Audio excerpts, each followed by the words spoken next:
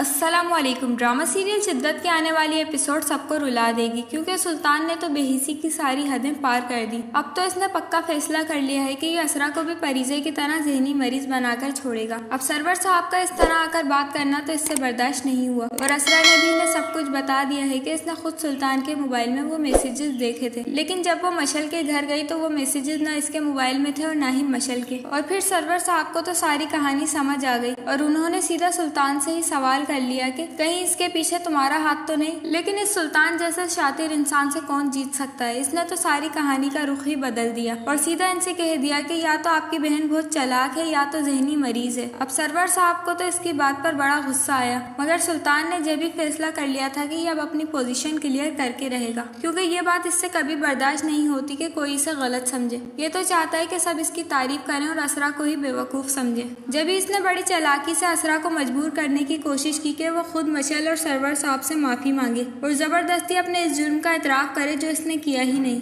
लेकिन पहली दफा असरा ने भी कोई अक्लमंदी का काम किया और इसे साफ इनकार कर दिया। लेकिन अब सुल्तान इस हद तक गिर जाएगा ऐसा किसी ने नहीं सोचा था। अब इसने जानबूझकर ऐसी हरकतें शुरू कर दी जिससे असरा को खुद अपने दिमाग पर शक होने लगे। कभी चाय मांगकर मुकर जाता है तो कभी इससे कहता है कि अपना किसी अच्छे डॉक्टर से इलाज करवाओ। अब ये काफी हद तक अपने मकसद में कामयाब हो जाएगा और असरा को इसके घर वालों की नजरों में भी ज़हनी मरीज बना देगा। लेकिन देखना यह है कि इसकी हकीकत कब सबके सामने आती है, क्योंकि नौफिल साहब ने तो अपना प्रोग्राम बदल लिया है। सुल्तान से बदला लेने के बजाय उन्होंने परिजे से शादी करने को अपना मिशन बना लिया है। तो आपको क्या लगता है, हमें कमेंट्स करके जरूर बताएं।